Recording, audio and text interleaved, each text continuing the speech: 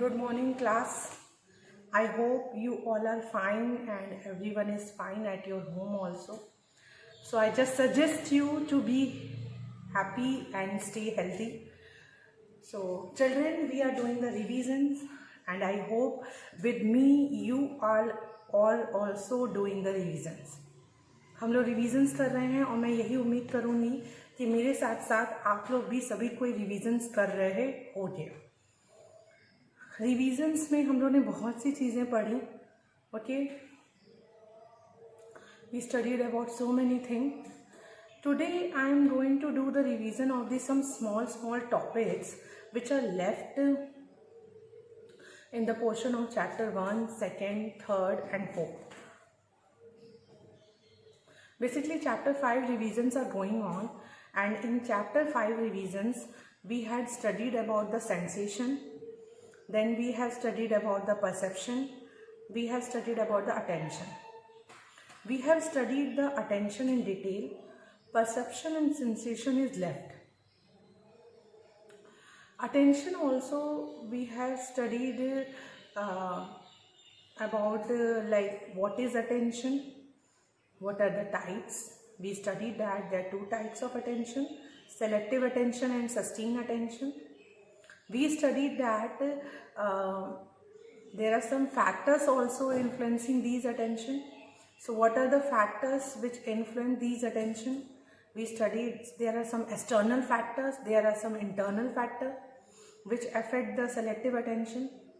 External factor includes so many things, and when we talk about internal factor include the cognitive factor and the motivational factor.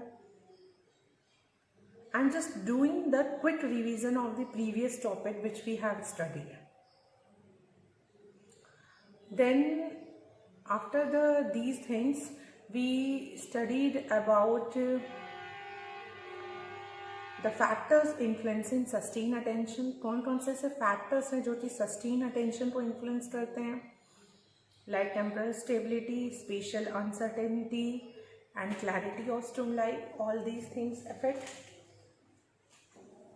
Now let's study about the theories of selective attention.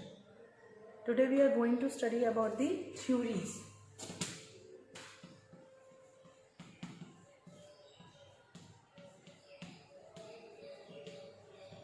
Theory of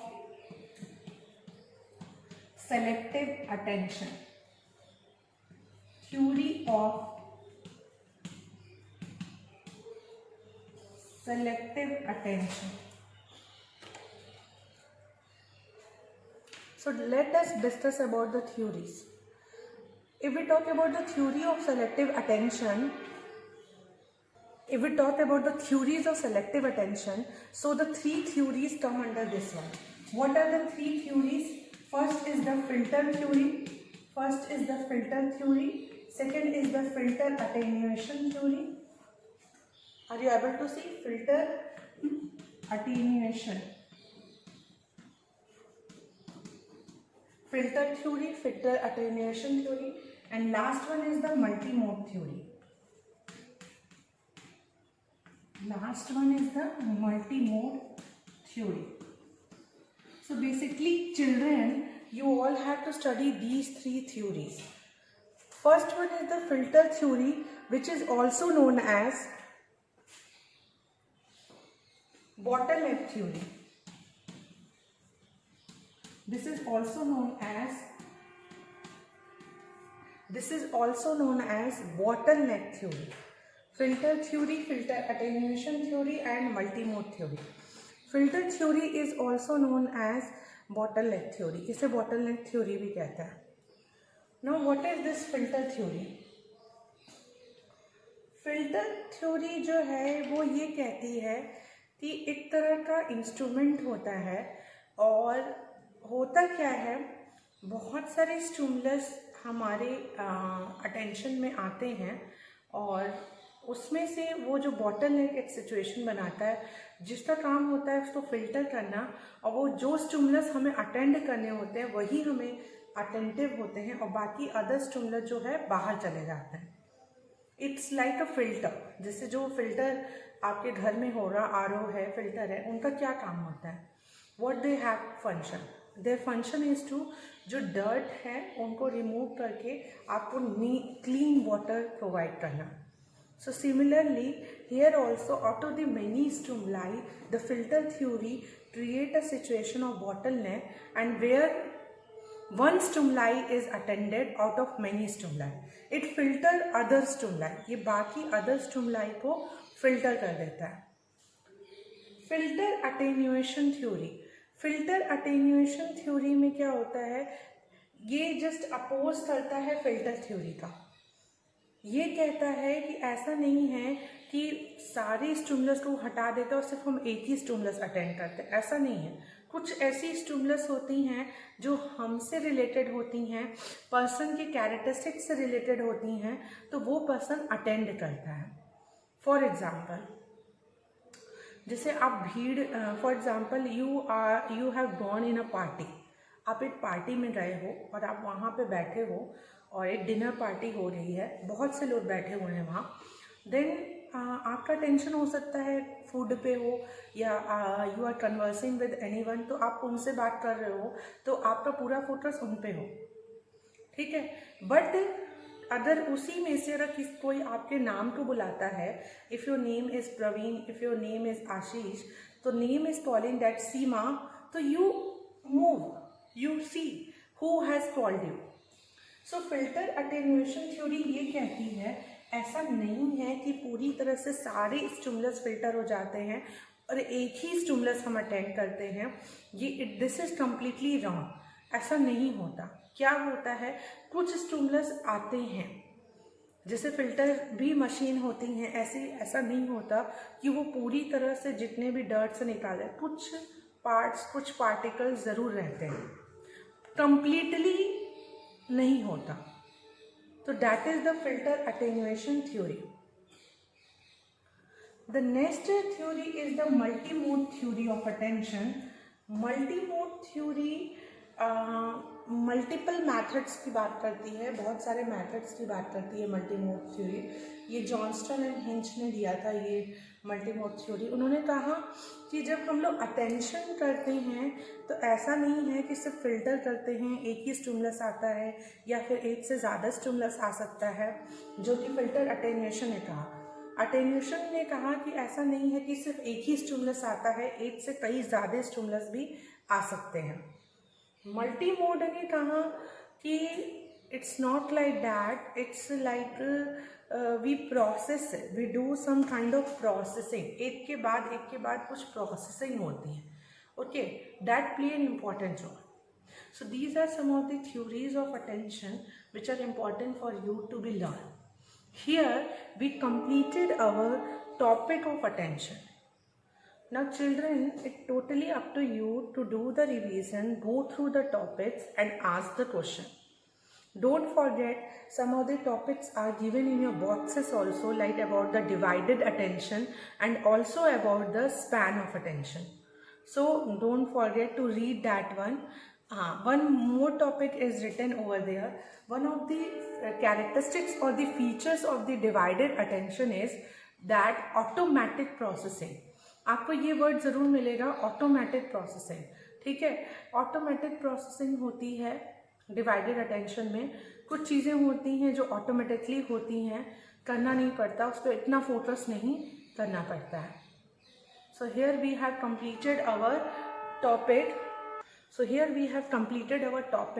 attention in a very proper manner.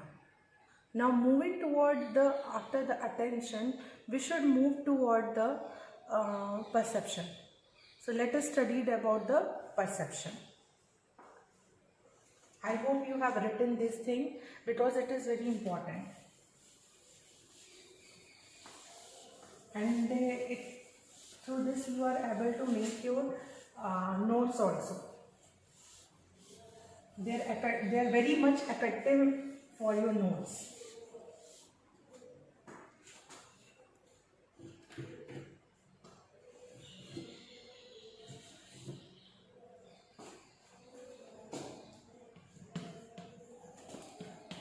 Perception.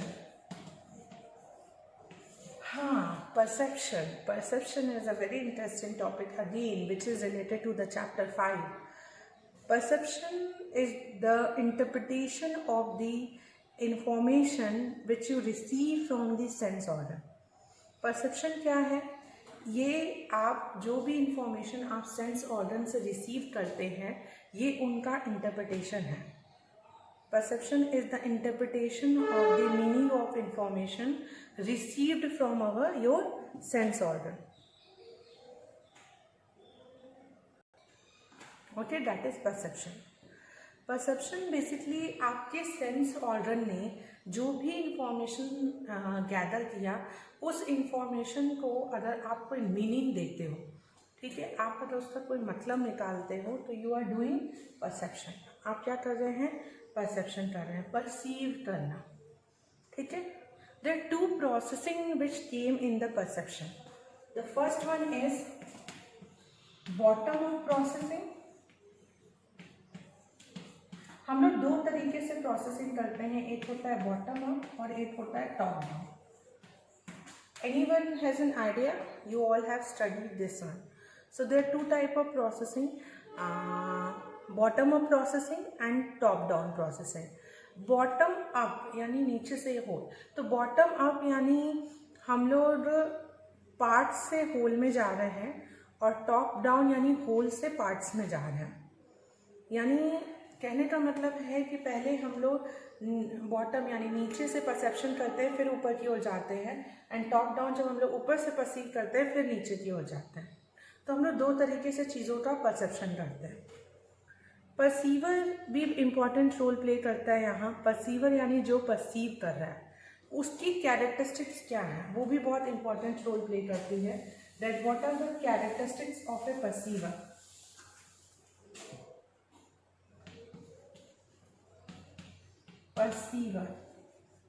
Perceiver की characteristics क्या है, वो भी important role play करती है. Like perceiver का खुद का कॉग्निटिव स्टाइल क्या है, ठीक है, उसकी थिंकिंग क्या है, और परसीवर का मोटिवेशन लेवल.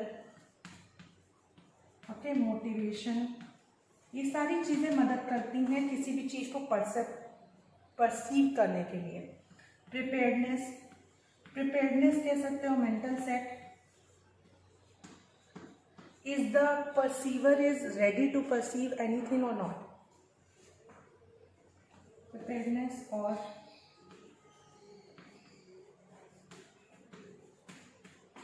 Mental set. ठीक है. परसीवर जो है रेडी है कि नहीं, वो मेंटली प्रिपेयर्ड है कि नहीं. तो परसीवर के जो कैरेक्टरिस्टिक्स होते हैं, परसीवर के कैरेक्टरिस्टिक भी अपने में इम्पॉर्टेंट रोल प्ले करते हैं परसेप्शन के लिए.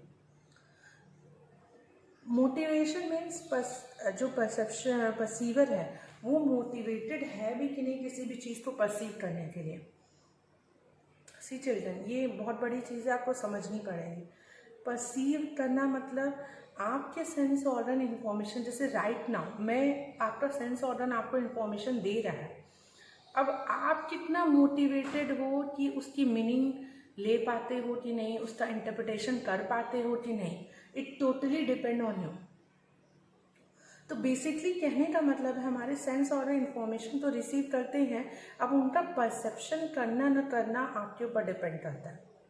When you go to see a movie जाते हो तो आप कितना बहुत ही ज़्यादा कह सकते हैं कि परसीवर होते हो, क्योंकि आप बोलते हो, आप खुद ही बोलते हो आपको ये चीज़ें याद रहीं. तो ये क्यों याद रहीं? क्योंकि आप मोटिवेटेड थे उसे परसीव करने के लिए. आप ये माइंड में सेट करके गए थे कि नहीं मुझे परसीव करना है. ओके. तो परसीवर की खुद की कैरेक्टरिस्टिक बहुत डिटरमाइन करती है परसेप्शन को. परसेप्शन मतलब कितना आप परसीव कर सकते हो, how much you are capable to perceive. Cognitive style, motivation, preparedness, mental. आप मेंटली सेट हो, मैं तो बोलते जा रहे हो, आप उसको ले पा रहे हो कि नहीं. How much you are mentally prepared, how much you are mentally set कि नहीं मुझे ये चीज़ लेनी है. How much you are motivated कि नहीं ये मुझे सीखना है। और कुछ आपकी स्टाइल होती हैं कॉग्निटिव स्टाइल, ये भी दो तरह की पाई जाती है cognitive style, independent and dependent. Independent और डिपेंडेंट जो होते हैं ये ऐसे परसीवर होते हैं जो कोई भी चीज़ को, इंडिपेंडेंट स्टाइल वाले कोई भी चीज़ को होल में देखते हैं देन उसके पार्ट्स में जाते हैं, और डिपेंडेंट वाले जो होते हैं पहले उसके पार्ट्स में जाते हैं देन उसको होल में देखते हैं। ये टोटली क्या है, परसेप्शन यानी परसीवर का कैरेक्टरिस्टिक्स होता है। ये कोई ऐसा चीज़ नहीं है, it also differ from person to person, totally depend on person to person. कहने का मतलब ये है कि सभी की अपनी अपनी स्टाइल होती है, सभी पर्सन की अपनी अपनी वे होती है, ठीक है। जो हम लोग अभी क्या पढ़ रहे हैं, हम लोग पढ़ रहे हैं कि परसीवर की कैरेक्टरिस्टिक्स क्या हैं, और परसीवर की कैरेक्टरिस्टिक बहुत हद तक लाइक डिटरमाइन करती है परसेप्शन को। ओके, लाइक परसीवर का मेंटल सेट क्या है, परसीवर का मोटिवेशन लेवल है कि नहीं, परसीवर की कॉग्निटिव स्टाइल क्या है। तो cognitive style also determine the perception.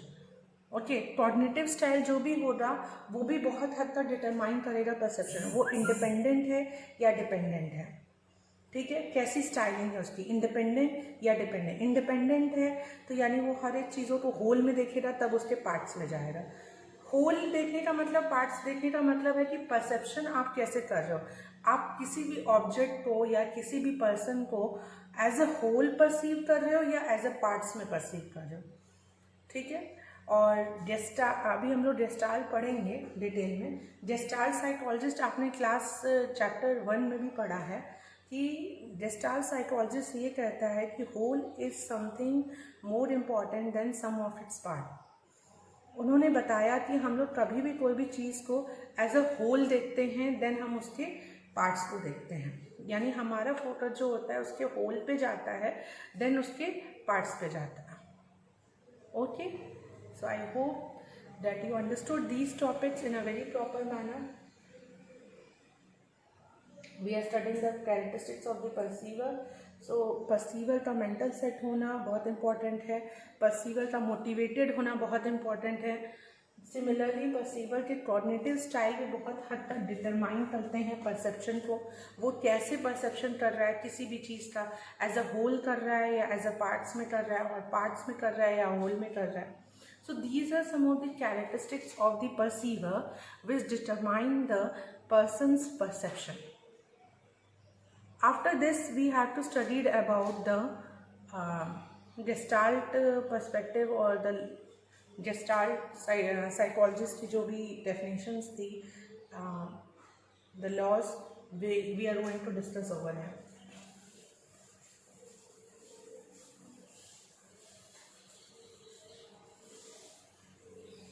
So children, just keep in mind that we are studying the topic perception.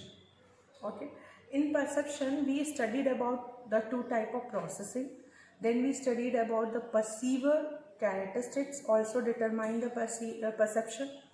Now there are some laws of perception, कुछ laws हैं perception के जो कि Gestalt psychologist ने दिए थे, and it is given by who are the Gestalt psychologists. They are Wolfgang Kohler,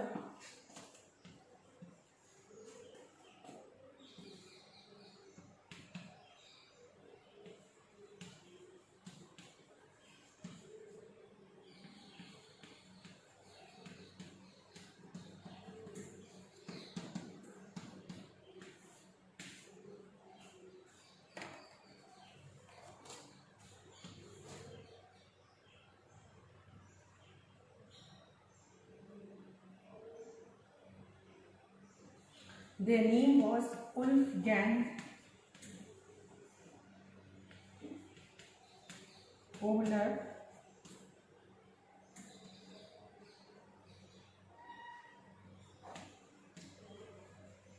Kurt Koepka. These are the Gestalt psychologists, children. Wolfgang Kohler, Kurt Koepka, Levin is a range. These are the name. Wertheimer.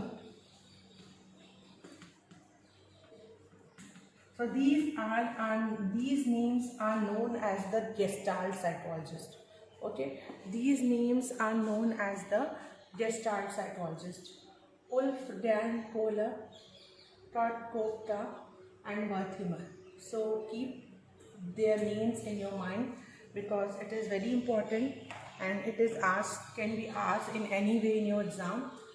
Okay, in a 1 marks question or in a 2 marks or anywhere. So just keep it in your mind. Okay, now moving toward the laws. Just discuss about the, now we will study about the laws.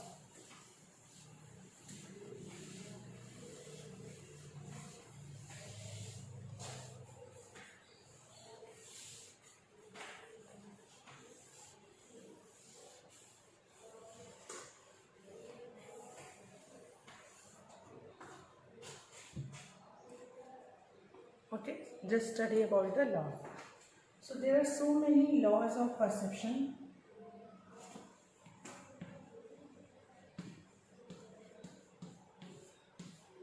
What are the laws of perception?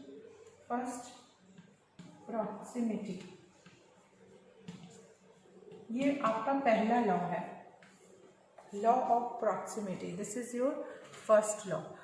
Proximity word ही बना है जिसका मतलब होता है closeness, something which is close.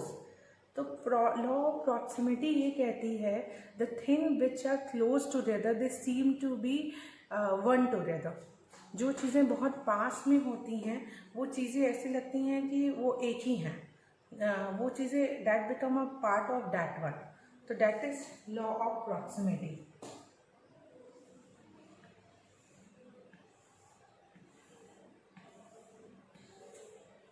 यहाँ पे जैसे आप देख सकते हो, जो भी देखेगा तो ये सोचेगा 1 2 3 4 5 6 लाइन्स हैं, but it is different. There are 3 rectangles.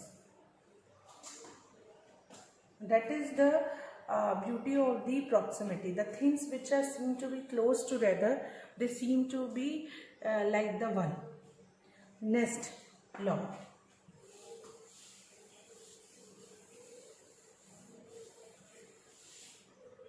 The second law is the continuity. Law of continuity. ये देखा गया है कि जो चीज़ें कंटिन्यूस में होती हैं, लगातार में होती हैं, वो भी एक जैसी दिखती हैं या they are become a part of that group.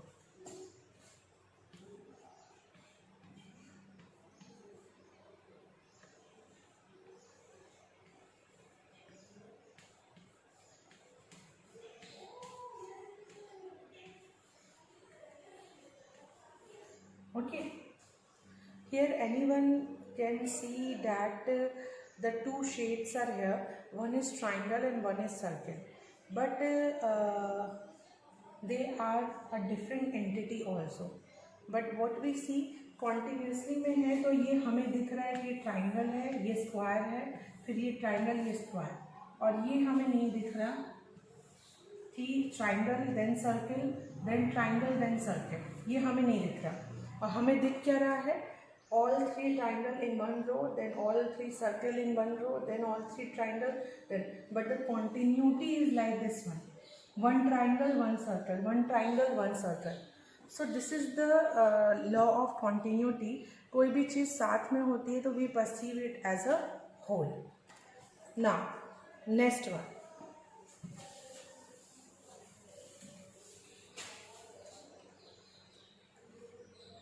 Now the third law is the law of closure.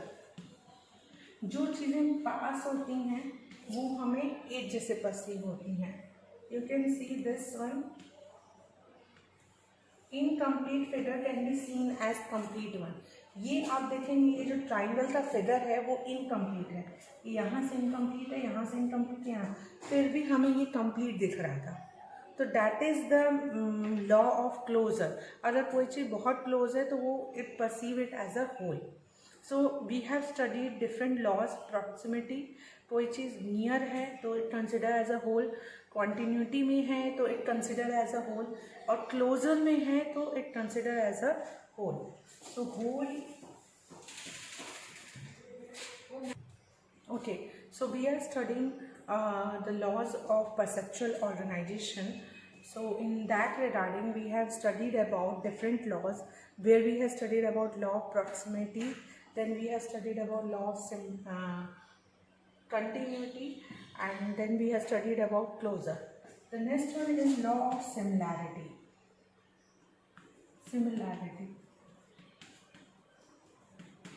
So these are some of the laws of proximity, law of similarity, law of continuity and law of closure.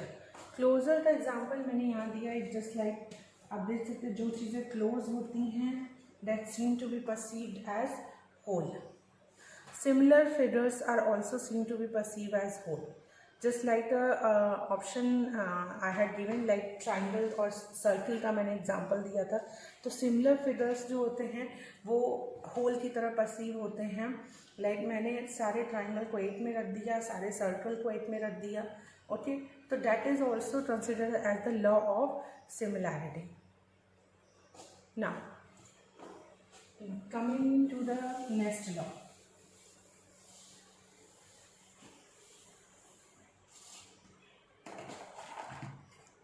So let's study about the next law. So I hope children you studied well about the laws of organization, laws of perceptual organization. We had discussed about the attention proper in a very proper manner. Then we are studying about the perception. Now one of the part of the perception is the illusion. Here we have completed our laws. यहाँ पे हम लोग ने अपने laws complete कर लिए. Here we have completed our laws. Now discuss about the illusion. Illusion is a term which means misperception. Illusions can be happen to normal people. Illusion से एक वर्ड बना है डिल्यूजन, मतलब वर्ड बना नहीं है, को रिलेटेड है delusion, which student get confuse. तो जो डिल्यूजन होता है वो एबनॉर्मल लोगों को होता है. It happens to abnormal people, but illusion is happens to the normal people. Illusion का मतलब ही है मिसपरसेप्शन.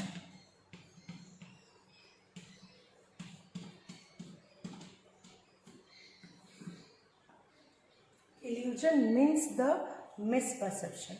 आप मिसपरसीव करते हो. ठीक है. फॉर एग्जाम्पल अगर रोप रखा है तो आप उसको स्नेक समझ सकते हो, तो वो misperception. When you do close to the rope you will find out, आप समझ जाओगे कि ये रोप है. बट डिल्यूजन वालों को ये अलग चीज़ें होती हैं. उनको एक फॉल्स बिलीफ होता है, एक गलत कंसेप्ट फॉर्म होता है जो कि सही नहीं होता, which is not appropriate, which is not right. So that is a part of the abnormal people. But we are discussing about the normal one. Normal people को इल्यूजन्स हो सकते हैं, यानी जिसे हम हिंदी में कहते हैं भ्रम. भ्रम किसी को भी हो सकता है. कभी कभी क्या होता है, बहुत दूर से देखो तो कोई भी वर्ड लाइक